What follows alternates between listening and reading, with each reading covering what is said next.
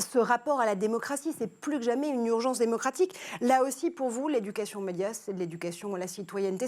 C'est aussi une façon de renouer le dialogue entre consommateurs d'infos, citoyens et médias tout court. Oui, je pense que c'est vraiment un élément indispensable. Alors ça l'était déjà et Jacques Gonnet était effectivement précurseur en la matière. Mais comme vous le disiez dès le départ, en 40 ans, les médias ont véritablement vécu un Big Bang. C'est-à-dire que l'on voit à la fois une révolution qui est une révolution d'usage, une révolution technologique, une révolution économique.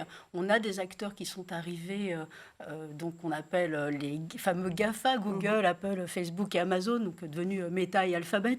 Ils se transforment aussi en Il faudra l'espace de 20 transformer ans. l'acronyme finalement. C'est vrai qu'on n'est plus très à la page. C'est vrai, il va falloir transformer cet acronyme, mais néanmoins, en tout cas, ces acteurs envahissent l'espace informationnel et de divertissement. C'est l'espace informationnel qui nous intéresse ici.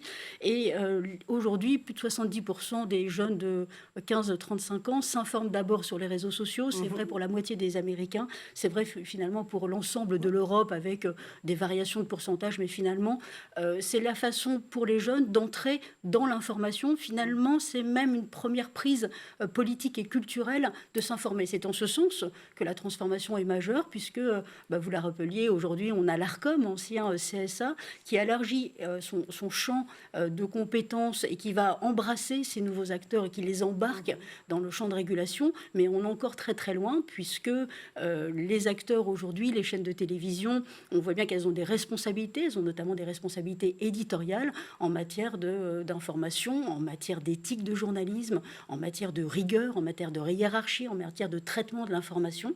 Et ce n'est pas le cas aujourd'hui encore pour les plateformes, ça le sera certainement, mais ces plateformes ne sont pas encore responsables d'un point de vue éditorial. Ça, c'est un premier aspect. Le deuxième aspect qui me semble extrêmement important, c'est qu'en 20 ans, alors en 40 ans bien sûr, mais en 20 ans, cette déferlante a complètement modifié l'espace public.